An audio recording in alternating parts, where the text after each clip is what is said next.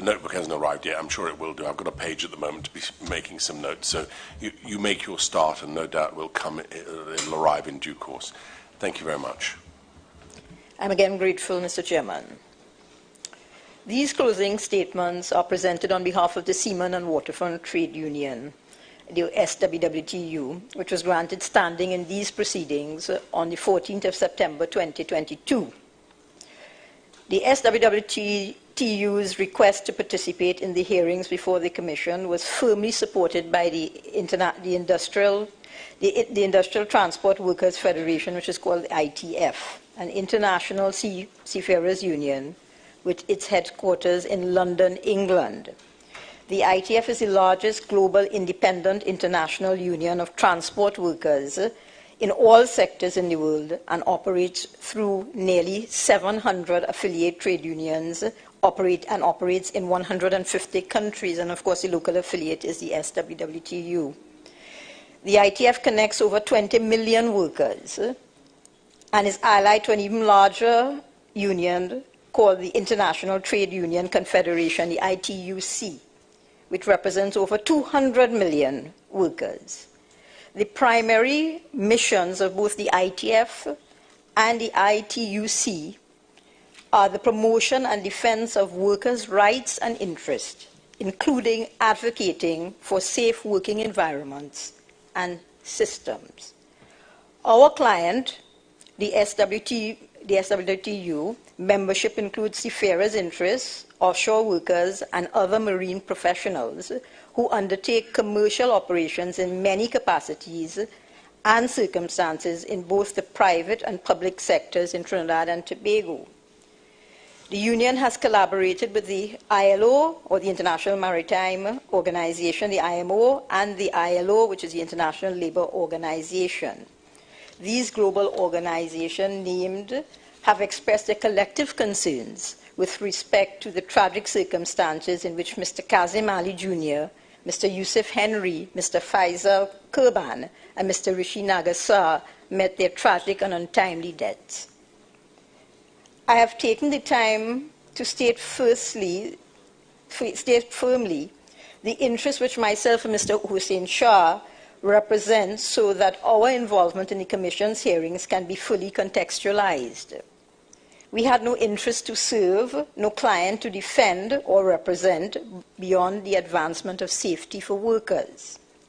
Rather, we sought to assist in having fully ventilated the pre-work processes engaged and the actual execution of the work for which LMCS had been engaged to undertake.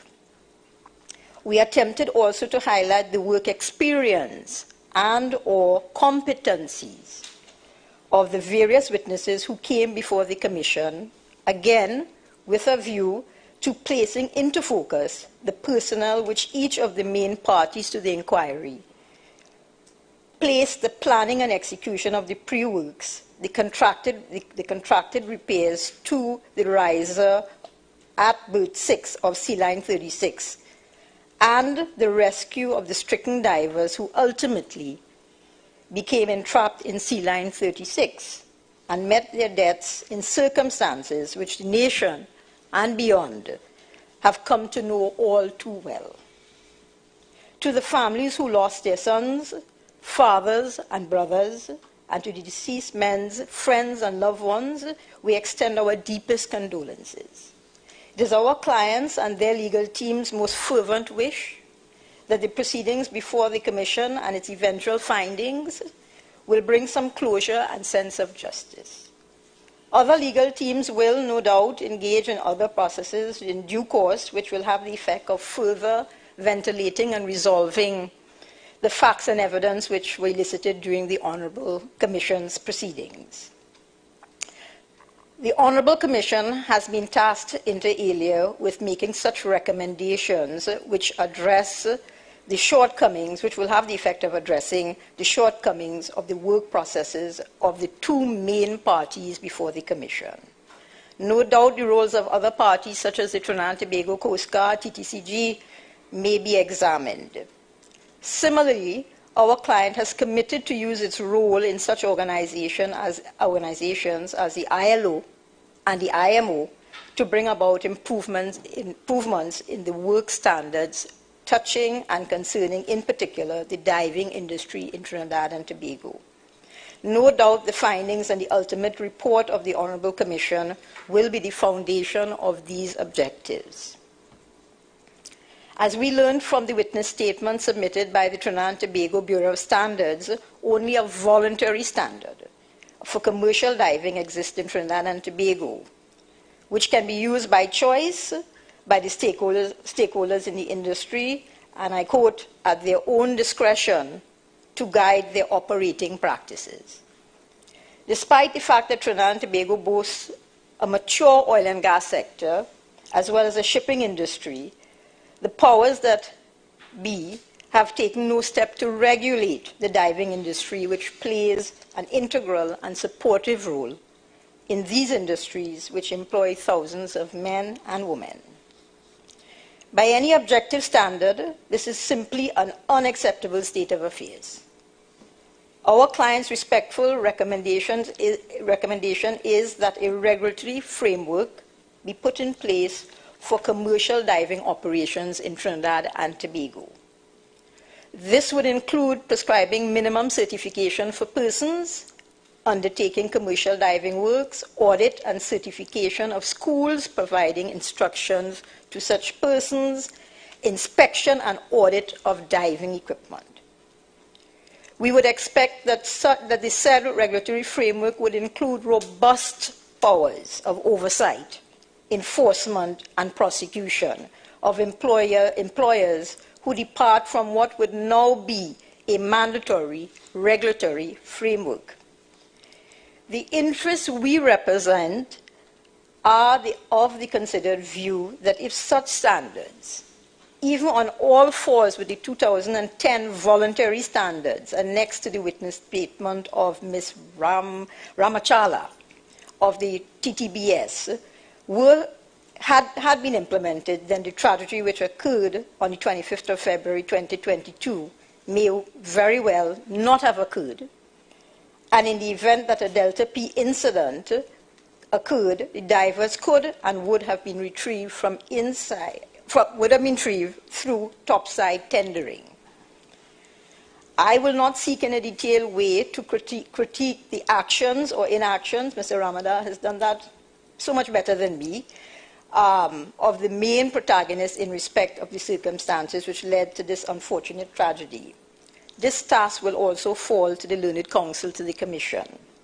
I will, however, in a very brief way, touch on certain evidence which has emerged in respect of the work processes engaged by both Paria and LMCS. LMCS. It is clear from the testimony led before the Commission that LMCS is a contractor with a considerable track record in Petrotrans and now Paria Trading Company's operations. Indeed, in the year 2020, LMCS had undertaken closely similar works to the riser situated at berth 5. LMCS chose, as we heard, to execute the diving component of the repair works to the riser at berth 6 using scuba equipment. This methodology was clearly outlined by LMCS in its tender and had been previously accepted by Paria during the then and current works as well as previous works. LMCS broke no regulatory provisions by using scuba equipment to gain access to the habitat which had been placed over the work site, which was at berth 6 riser at 2C line 36. Because there was then and still no regulatory provisions which required the use of commercial diving equipment, which would have involved surface supplied air, and that the divers be harnessed and tended from the surface. LMCS's diving supervisor admitted that had the divers at minimum been harnessed by rope, which could have been attached to their respective hips, then when the Delta P event occurred, they could have been retrieved immediately, and we would not be here today and the family members from whom we have heard would not have experienced the heart-wrenching hurt that must have been attended not only with the accident, but with the management of same after the fact. I share the Commission's sentiments that much more was required to keep the families physically accommodated and informed of the status of their loved ones, and the efforts, if any, to rescue them. We have heard and read much about the emergency response plans of both Paria and LMCS, but it is now unarguable that both these plans and the purported implementation of same fell woefully short. By way of example only, at core bundle page 883, the list of standby divers who presumably would be available in the event of an emergency included LMCS's dive supervisor, Andrew Farrar, who was not geared up to enter the water as required by industry norms, as well as Rishi Nagasar and Faisal Kurban, who were actually in the habitat and presumably involved in the execution of the works. In addition, LMCS did not appear to have put in place hyperbaric chambers in the event that the divers were retrieved after prolonged entrapment in the pipe. Christopher Budram was literally left to fight for a chamber, which he ultimately was not afforded due to a false COVID-19 finding. There is no evidence that specialized medical practitioners or EMTs were put on standby or were, in fact, in place, either before the accident or after. It appears that there were other divers, such as Conan Bedo, whom we heard from, were on a very loose standby arrangement and could be called out in the event of emergency. But such divers were not on site or even in close proximity to Paria's operations. It is noteworthy that LMCS's tender documents cited a number of commercial divers who would be utilized in the contracted works, but who did not appear to play any part in those works. Whatever information was received from the GoPro footage does not appear to have been shared with Paria's personnel. And in general, it appears that both Paria and LMCS were operating in silos and not in tandem to achieve the only objective, which was to rescue the stricken divers. There was no evidence that LMCS contemplated the risk attendant to a Delta P event occurring, nor put in place any contingencies to mitigate or manage that risk, or indeed to respond to the outcome of same.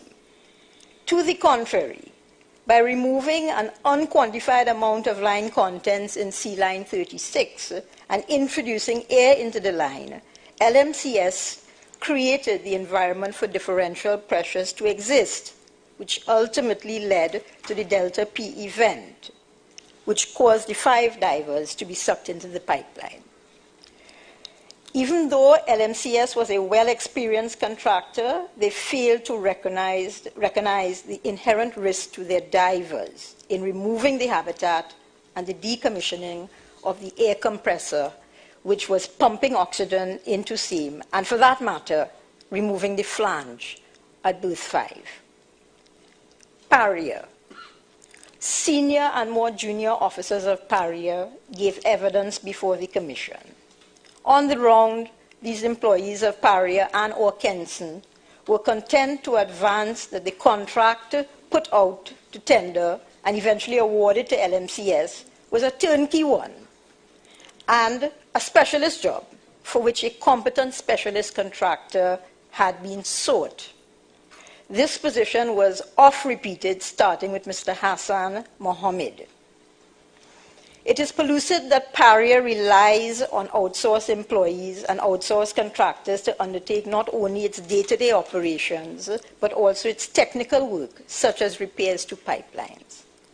From various testimonies given and tested, it emerged that Paria does not have the technical expertise in-house or through Kenson to evaluate technical tenders, and more so to supervise or to monitor the resulting execution of technical work. Paria could only review or evaluate risk factors, this is their evidence, which have been drawn to their attention, which would have been drawn to their attention by LMCS. Paria was not aware of the exact amount of the contents of sea line 36 and took no measurement of what was removed either into their slop barges or their tanks onshore. There was a lack of clarity on the documentation as to whether sea line 36 was required to be fully drained, or only partially so, as to create sufficient ullage to install the migration barriers. The most telling evidence that Paria did not have the technical know-how to manage the situation, which evolved on February 25, 2022, is its decision to operate in silos from the specialist contractor, and indeed also from available personnel with diving experience at Heritage Petroleum, its own sister company. Paria or its affiliate company, Heritage, called out several diving experts, OTSL, Mitchell's Professional Diving, Hull Support Systems, Hull Support Services, and the TTCG. But aside from instructing TTCG to stop divers from entering the pipeline to attempt to effect a rescue of the 4 men, the aid and assistance of these specialist diving company was not put in train. We know now that the TTCG divers were not trained, nor did they have the equipment to enter the pipeline. We know that Mitchell's divers indicated they were too big to enter the pipeline. And we know now that OTSL and Subsea Global Solutions vessels, equipment, divers, and the supervisors on these vessels were told to stand by for instructions which ultimately did not come. And therefore, they departed their Paria boats early on Saturday, 26 February 2022. We know now that the reason that a rescue of the men was not attempted was due to Paria's lack of knowledge of the conditions in the pipeline and what obstructions were in same. Ultimately, it appears that the only identifiable obstruction was a partially buoyant and therefore partially or fully empty dive tank which Christopher Boudram was able to swim past, and a crawler impaired by a slippery environment within the pipe was able to push some 19 feet. Paria pursued ascertaining the line condition as a precondition to an attempted rescue, but seemingly bypassed the narrative of Christopher Boudram, who had actually emerged from the same pipe and therefore would have been the best source of information which they so ardently pursued. More than one Paria representative had close contact or was in close proximity to Christopher Boudram, but no effort was made to speak to him to ascertain the location of the divers and their physical condition and the conditions in the line. And one would presume that these were critical bits of information which could be utilized to effect a rescue or to plan a rescue. In fact, it is only at almost 10 p.m. that Friday night that a brief telephone communication is established between Christopher Boudram and the ICT team, accepting what Christopher Boudram relayed that night, the 4 remaining divers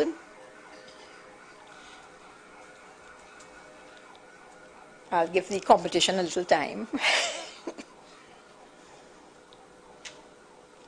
The 4 remaining divers could have been 2 seam lengths away from the end of the horizontal of the pipe, even using Mr. Piper's estimation, which was 120 feet away from the elbow, or in my calculation, which is likely to be flawed, 1/10 of the length of the horizontal pipe.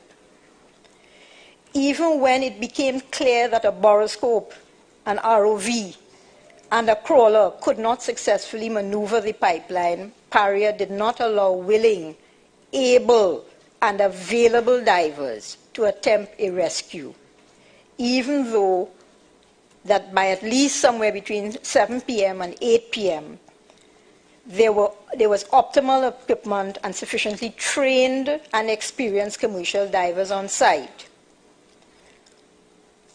Paria has been pertinacious in its stance that they had to protect the would-be rescuers who were trained and experienced divers who could, with experienced and qualified dive supervisors, devise a safe entry and exit methodology. Instead, Paria called the emergency response services, who are confined space technicians trained in rescues in dry environments and who had no diving expertise. Mr. Johnson's evidence was, however, important in that he was able to explain that his company was not called until almost midnight of Friday, the 25th. And he was not told that the intended rescue would be a subsea one into a water-filled pipe. Mr. Johnson's evidence was also important in that it explained that a quick dynamic assessment could be undertaken and a rescue plan devised therefrom. Such a plan would not involve a detailed written job safety analysis, a method statement, and other such documentation which apparently Paria required in order to permit the rescue of the men. Mr. Donowa, Mr. Antonio Donowa, and Mr. Krishna Fuentes were addendum that a rescue should be done as quickly as possible. And it is also noteworthy that by the time that Mr. Johnson arrives, he is already told that he and his team should expect a recovery effort and not a rescue effort. We have heard from various Paria senior officials, one of whom was brought to tears, and one of whom the Commission allowed to vent his very pent-up angst. I and those whom I represent do not believe that Paria was placed in an easy position on the night of Friday, the 25th of February. But Paria must accept that they made very wrong decisions on that night and the day following, which ultimately cost these men their lives. While Paria's officials were happy to distance themselves from LMCS's work plan because it was a turnkey contract where the company could rely on a specialist contractor, Paria ultimately did not allow the same specialist contractor to undertake or to coordinate a well-planned and well-equipped rescue attempt.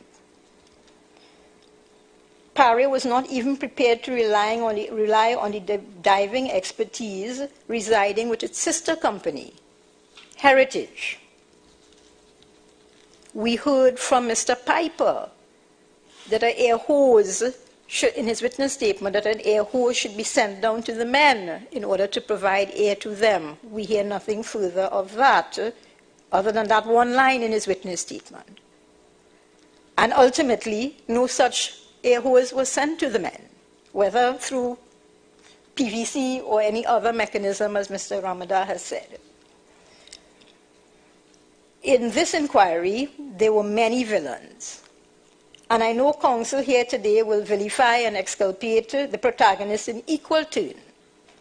However, it would be remiss of me not to point out the heroes. These were the volunteer rescue divers who were willing to risk life and limb to save their brother divers, and asked for no reward to do so. These are the heroes. On a final note, I wish to thank the many persons, some of them retirees of Petrotrin and Trinmar, who reached out to both Mr. Hossein Shah and myself to provide valuable information. I particularly want to thank the Honorable Commissioners, the Chairman and Mr. Commissioner Wilson, for their indulgences, their graciousness, and their patience, both with Mr. Hussein Shah and myself. I reiterate once again that the findings of the Commission will find its way in the international fora that I have described, with the hopes that we can apply some degree of pressure for the diving standards, at least, to be more robustly, put into a regulatory framework and robustly policed. And I have one correction to make, so I don't want to fall into an unfortunate error that is another witness, that it was my error when I indicated that Dr. Cherry had been introduced to me by the OWTU or some of their membership. That was entirely correct. It's a separate person. I've spoken to a lot of people in the last couple of months, so that was my error, and I apologize if anybody was offended by that or took issue with that. And I would also say, judging from the front of one of the daily newspapers, I've only caught the front page, he was also not recommended by my own client, which is the SWWTU. And as I said, the chairman is quite correct. I have been in practice long enough to see many a witness fall apart, not perhaps in such a spectacular fashion, but certainly in other ways. And I do thank my honorable friends, I can't say at the bar table, at the various tables to the side of me and to the back of me, and the honorable chair, the honorable commission's attorneys, for also their indulgences and kindnesses, and also for Mr. Nanan, who I have harassed by email and otherwise for some time. Thank you very much. No, thank you very much. Right. So what we'll do now, it's just 5 minutes past 1. As I said, I have a short administrative matter to deal with this afternoon at 5 minutes past 2. So we'll resume at 2:15, please. 2:15 for Mr. Pigus to address us. And you indicated you thought you'd be less than an hour in any event. Yes, Mr. Chairman. All right. Yes. Good. Well, that's where we'll break off then, and I'll see everybody at 2:15. Thank you. All rise.